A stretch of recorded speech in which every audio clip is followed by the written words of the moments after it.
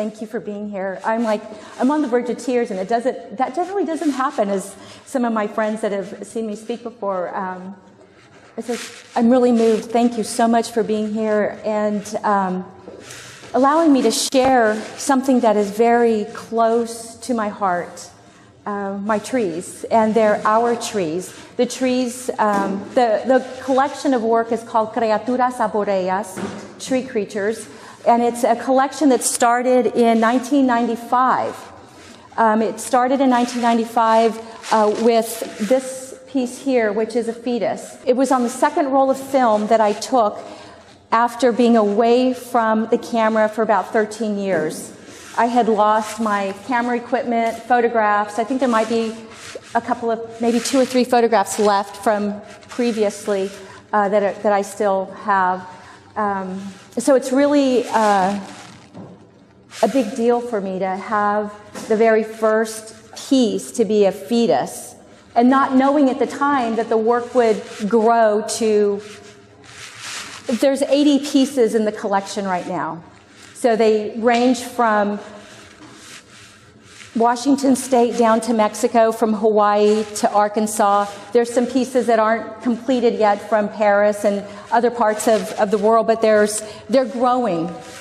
And I'm very excited to have the work here at the Ozark.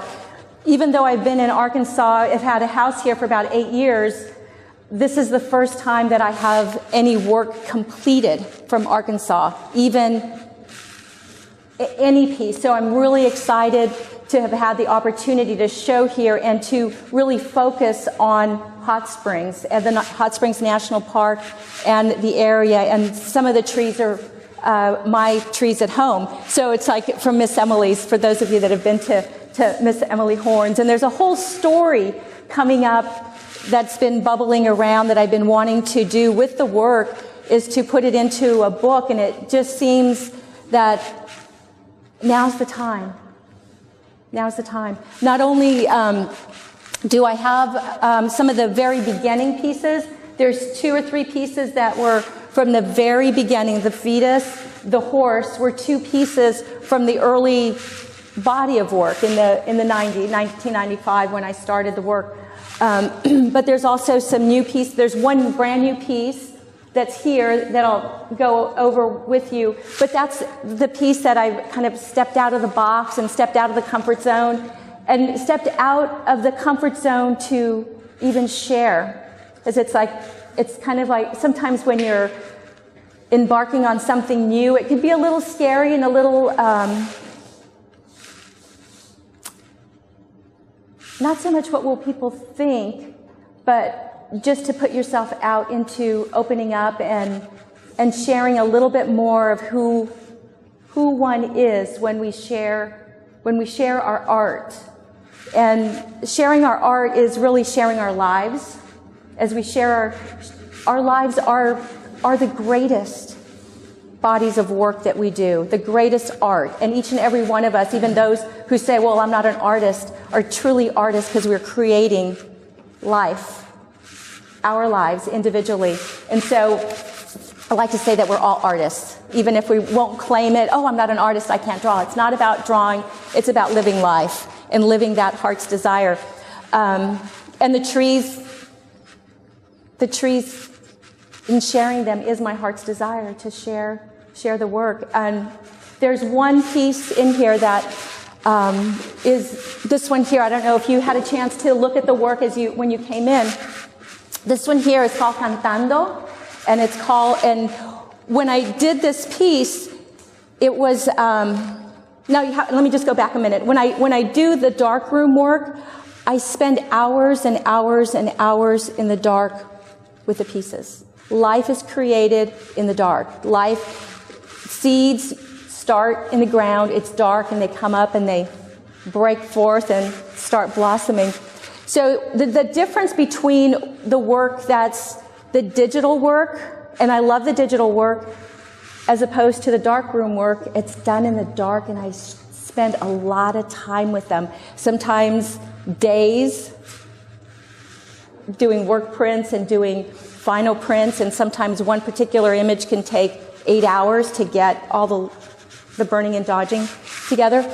And the other thing that happens with the work, this one here, which is Cantando, when I worked on this particular piece, I was going to a party afterwards, and I found myself blow-drying my hair upside down. And as I was blow-drying my hair, the song came, and it was Show Us to the World. And there's such an echo in here, and my friend Casey Glass would probably cover her ears, those of you that are maybe even Laura Lee when I sing, and it's Show Us, the song is Show Us to the World, but it's really, I won't go that far and I do have the song of the tree there, and it really is the inspiration of the trees that bring forth the music, that bring forth the creativity, that bring forth wanting to share more. As I fall in love with them, those things that we love, don't we want to share? As we have these pieces of art, life, we want to share them. At least I do. As an artist, Laura Lee shares her music so beautifully, and thank you. My friend Lois has made some beautiful almond cakes, and that's part of her art. And so just sharing the art. So in sharing the artwork, I found that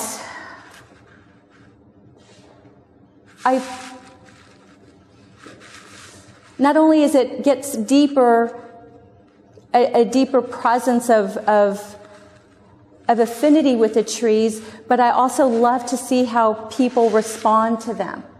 There's a warning that I have been giving to folks before they see the trees, is that they may never see trees the same again.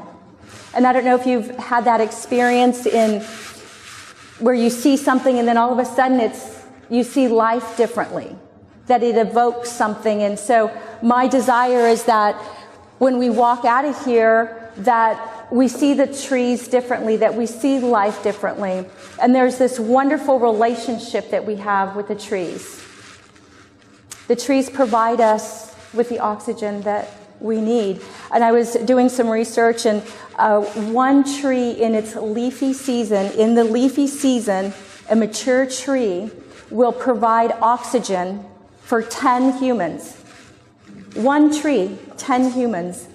And so when we walk out and we see the trees, it's like, how many have ever thanked the tree?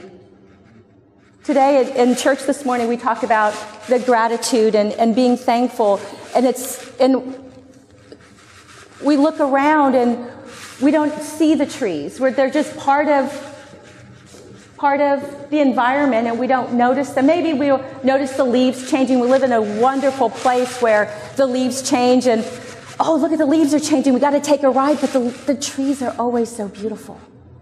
It's not just when the leaves are changing. My friends here, Joanne and Frank, they have a wonderful pecan orchard. And they actually have two of my pieces in their home, the Forest Lord and Genevieve. And when we were doing the transaction where the Forest Lord and Genevieve were getting ready to go to Valonia, there's this the Forest Lord and Genevieve, who aren't here, they're in Valonia at this time. It's the Forest Lord and Genevieve, ambassadors of world peace and goodwill to all humans, to all life. They're in Valonia, and as Joanne and I were going back and forth about the framing and the glass and doing some adjustments with the work, it was so touching. At first, Joanne, can I share the story? Joanne took the Forest Lord, and it was almost, and she said, well, we'll come back and get Genevieve, and we'll think about it. And it was almost like the Forest Lord was gone, and Genevieve was here as the Forest Lord coming back to get Genevieve. And there was this wonderful story just coming up with this. And it was like, I'm like almost cried. She says, yes, Frank's going to come up and he's going to get Genevieve. And it's like, oh, the Forest Lord and Genevieve will be reunited. And it was just so touching. And as that happened, and this piece over here, I don't know if you had an opportunity to see it, but right after that, this piece started to evolve. And it was, and as I shared that I wanted to put this in a book form, put it in the story, and this has been something that I've been wanting to do for years, but it was just I couldn't quite get the pieces. And I thank you for not only purchasing and taking them home lovingly, but also it evoked the story.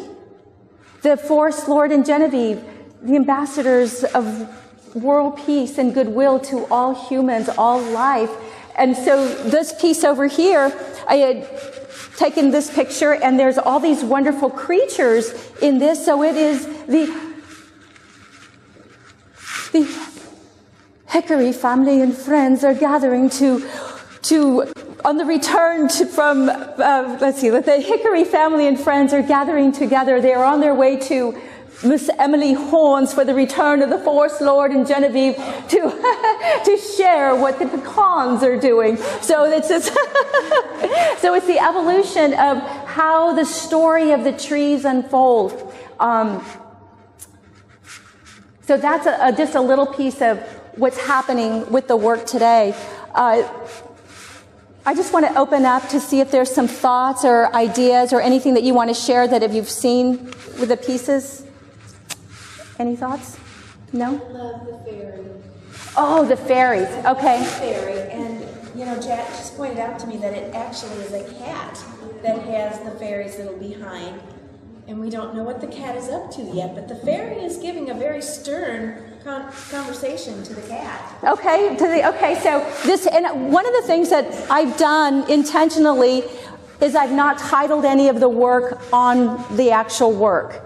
What's happened is that people see different things and it evokes something in them. They're drawn to the work because of what they see. And in looking at art, especially something that is a little more on the abstract, is we bring to the artwork what's in our minds. It's really what's inside of us. And Jack and Joanne have what they see with this. And for me, this is the serpent. This is the serpent the flying serpent who is flying across the country on the way to the pixie party, which is another character of Joshua who's going to have a party. But to me, there's the pixies in here, and I've captured pixies on film. This was a film piece, and so have you ever seen pixies? I've captured them on film. One of the things that I've done is I've not manipulated the images. When I first started, I was doing some darkroom manipulation I have one of them here where I put half of the image together and I've joined them, and I did some darkroom manipulation. And what I found is that people were then started to look at the work as if I've added to them. As if, did you add this? Did you add this? And I didn't want to take anything away. I didn't want to have any doubt that this is who they are. I didn't manipulate them in any way. And so I did bring this so that you can see some of the early work, I think that's the only manipulated work. That one that has the Hickory family and friends, that one is enhanced with pen and ink. And that's a totally different body of work. It goes to the story. That's a different evolution of it. But the images that you see are not manipulated. That is who they are. This piece here, which is the entrance, it's on West Mountain here in Hot Springs.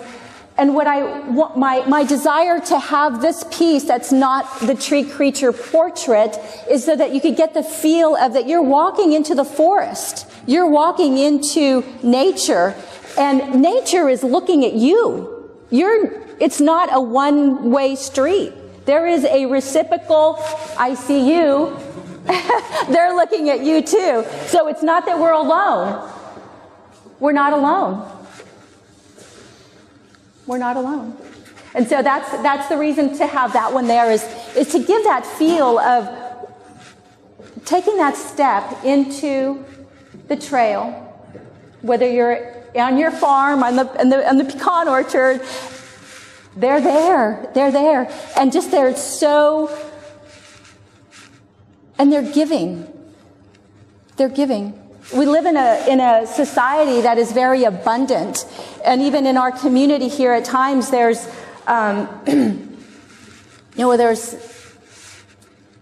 lack of food.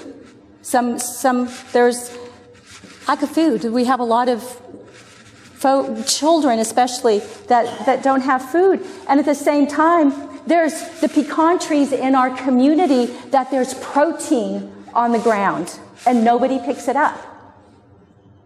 And so there's this real giving that the trees give to us. And a lot of times we're not really appreciating what we have.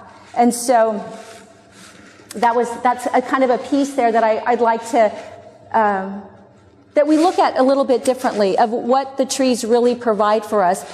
In California, I often wondered why there was like so much ornamental trees when we can have fruit trees in these in the parks and or in the sidewalks. They're just in communities where they'll plant ornamental trees. They're beautiful and they provide oxygen, but there's also the food that they just give. It's abundant. It's abundant. I do want to touch a little bit on the hot springs work, because it is the new work, and one of the things I want to share about that is that it really did put me in a different mind frame of my work and what I'm doing. For so many years, it was like, well, I do digital work for people in events, but the trees, I just do darkroom. I just do darkroom work. And so I had an abundance. I have 7 binders, binders that are about that thick, full of negatives. And I have my camera just recently turned over, and so I have over 10,000 digital images. And so in all of the negatives that I have and all of the digital images that I have, and I was looking for the darkroom work, to do the hot springs work and the darkroom work, because that's what I do.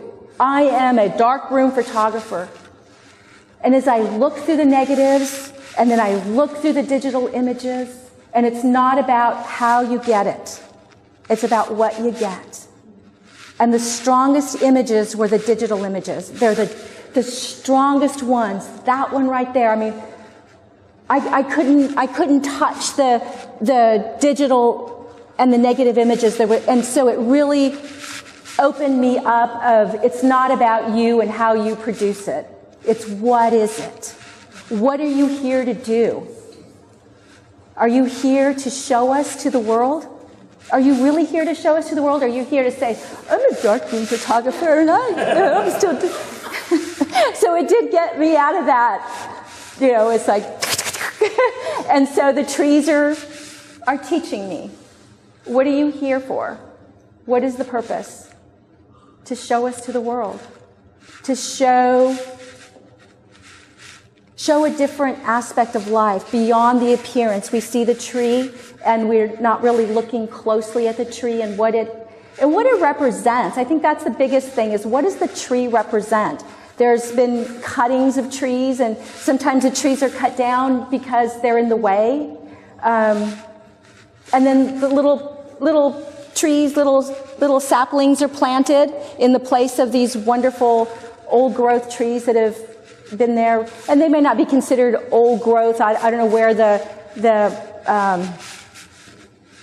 delineation is of when it becomes old growth, but it's an old tree. It's this big around, and then they planted a little tree that's this big around, and it's heartbreaking. And it's really heartbreaking for me. The piece isn't here, but some of you may have seen The Wise Prophet, El Profeto Vivo. It was a 200-year-old oak tree in Berkeley, California. They were retrofitting the university, and they cleared away the memorial oak grove. And I don't think I've cried so hard and for so long that this tree was cut down. The trees, redwoods, oak trees in this grove. And I was just amazed that I think that the university in Berkeley probably has some of the most brilliant intellectual minds and access to other intellectual minds on how we could work together and preserve these trees. And they were cut down to retrofit a stadium. So that's kind of some of the things that I've been on the journey with. But I'm jazzed about the idea that the collection has grown to where it's at, and that the work has evolved, and the work has evolved to a point where the work has gotten me out of my way as to what my purpose, what really is the purpose of the work and the expansion of it, and looking at, and I thank the two of you that the whole idea of the pecans and you know, and I love the idea that the Force Lord and Genevieve, ambassadors of goodwill and peace to all humans, are in Bologna with the pecans learning, and they'll be bringing it back to Hot Springs soon. Some may say that I have way too much fun with this, but there is no such thing as too much fun. That is what we're here for, right? We're here to be joyous and enjoying life and loving it and being creative and just loving it. I'd like to have you take the opportunity to get up and look at the work, and we can talk about some of the work. I'd love to share some of the pieces that are down there and answer questions. So come on. Yes, Elliot? This one? It was in Napa, California. It was actually in Cloverdale. My brother was buying a house, and he asked me to go with him to look at the property. And again, it was my second roll of film from being away from a camera for 13 years. Yeah, it's the very first tree creature, and it's the fetus being the beginning of life. It's the beginning of this body of work and the beginning of this. So I do invite you to get up and just maybe take a few minutes to look at work, and then we can, you know, if you have some questions about the work, I can answer that. Yeah? Well, I can tell you this, had I known your spiel, your talk, I would very definitely have brought some candied pecan. That's okay. Next time. For the 20, so the work is, you know, I'm looking forward to having a 20-year retrospect of the work in 2015, because it's, you know, 20, I'm like amazed at even like 20 years. I was like, when I recently went and looked at the date, and it's like 20 years. It's almost 20 years. You know, I knew that it was getting close because I always like do figure out how old something is by where my children were at, where I was with my children. And so it's like, it's almost 20 years. So anyway, yeah, so please get up, look at the work, and then we'll sit back down and I'll answer some questions if you have questions or want to. Okay, so come on, look at the work. I see how it could be a cat and it's eating something. But to me, it's the pixie ride. I can see the serpent also. Very much so. Yeah. It's one of my favorite pieces. And it was of my butt. Yeah, and it's also one of the most difficult pieces to print. That's an 8 hours in the darkroom on one image. Wow. Okay, I love all your work, but I was really drawn to those color pieces there that you added to. So. Yeah, that's brand new. Yeah, I thought I hadn't seen that before, but it's just, I grew up in the country and I really related to trees. So I really love them too. Okay, so I just wanted to tell you. Thank you. Her work to me is really great because your imagination feeds into her work, and then it becomes what you see rather than even more than what it is. It's fascinating stuff. Everybody sees something different, and that's what's wonderful about it. I really admire photography. A lot of things are totally different when you're like 2 feet or you're back here. You're back here, all of a sudden they pop out. Yes. And you're up there, it looks totally different. Yes, and that's the thing that happens when I'm photographing them as well. Sometimes if I get too close to them, they disappear. They're gone. And sometimes I need to use a telephoto lens and stand back here and take their picture versus really up close, because they'll disappear. They'll disappear. Boop. Sorry, too close, go away. So any questions? Any other thoughts? That was my one. Yeah, that's okay. That could have been my cue. Any other? Yes? Can you talk about these photos of the two that are on the wall? Can you go into a little more detail about Oh, these two over here? on the wall? On the wall? These two here, this The two next to each other. this one here, that one is just it's a portrait, and to me, for some reason, it just said Penelope. And I don't know if it's just this thing that I haven't, like I said, that the artwork, what you bring to the artwork, my artwork is what's in my head, and Penelope came up, and I don't know if it's from Penelope Pitstop from that, remember the cartoon back in the day where they had the car races and there was Penelope Pitstop? Anybody else remember Penelope Pitstop? And the other one, this one here, reminds me of, you know, the jackalope in New Mexico? It's the forest slope. There's another piece I want to share with you. This one here is the dead baby Tyrannosaurus Rex. And it's one that is one of the first images. It's never been shown before. I brought him for the first time to share with you today. But that's my dead baby Tyrannosaurus Rex. If you've never seen a dead baby Tyrannosaurus Rex, there it is. The other one that's really interesting, and I want to share this, and some of you that have heard me talk about the trees before, this one here, it's called Mourning. And it's the day of mourning. And that one, it's a huge eucalyptus tree at Lake Merritt in Oakland. I mean, it's like the face of the tree must be this big around. And so it's a huge tree. And I had photographed that tree many times before. I used to hang out in that area quite a bit. And that particular tree, that particular day, I caught this image. And to me, he's very, very sad. There's this sadness. I look at him, and they're so sad. They're so sad I could cry. And that particular day, they were cutting the blue willows. The blue willows are these huge eucalyptus trees that they were cutting in Lake Merritt.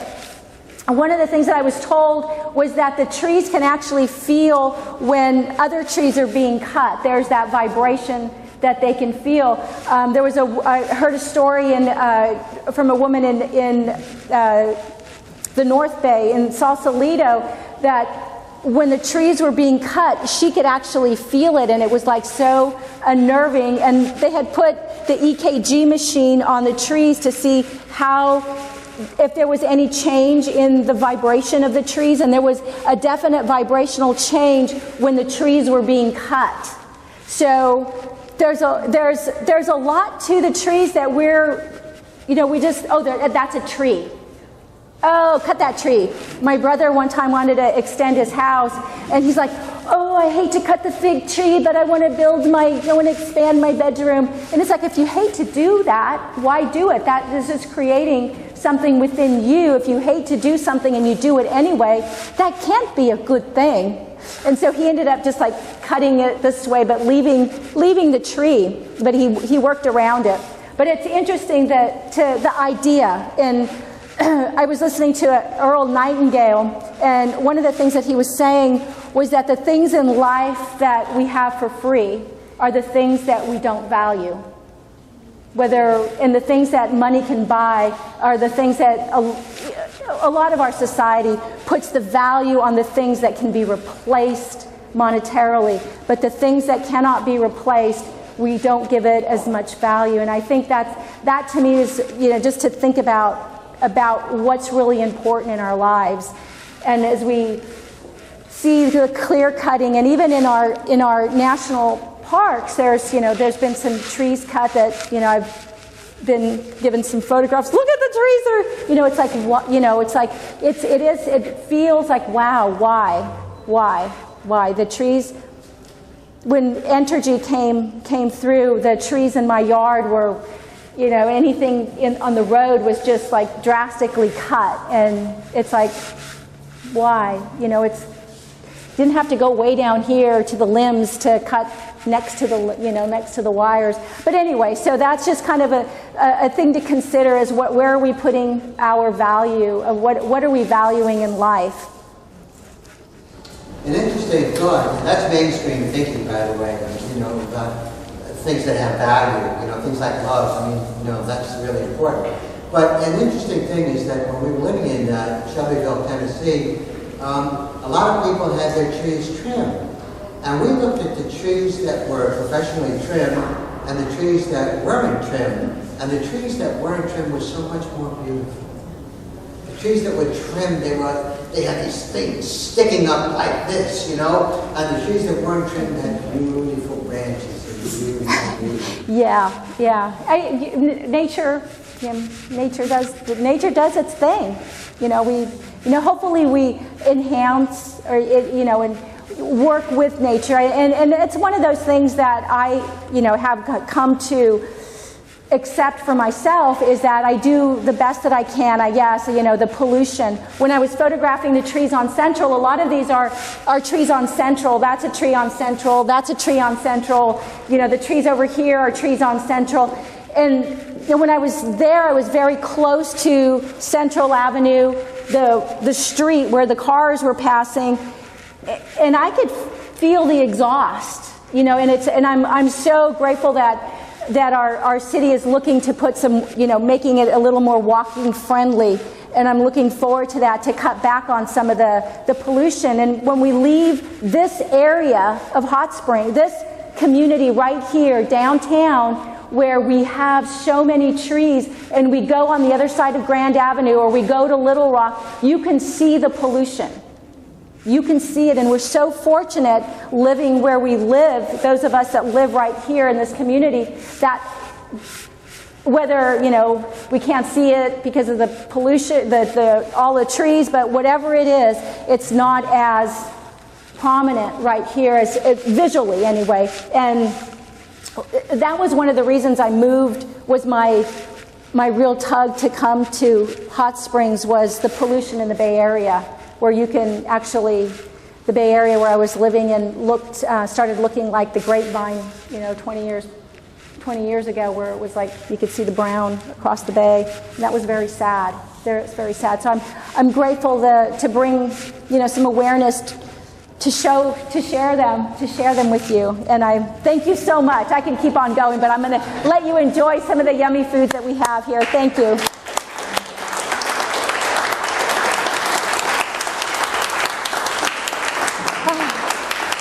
Thank you. Yay! Yay, the trees! Yay, the trees! A hand for the trees. Thank you. Thank you so much for being here. This is my dear friend Laura Lee, and she has so wonderfully providing music for us, and just give her a round of applause, would you please? Thank you so much. Thank you. I love you. Thank you.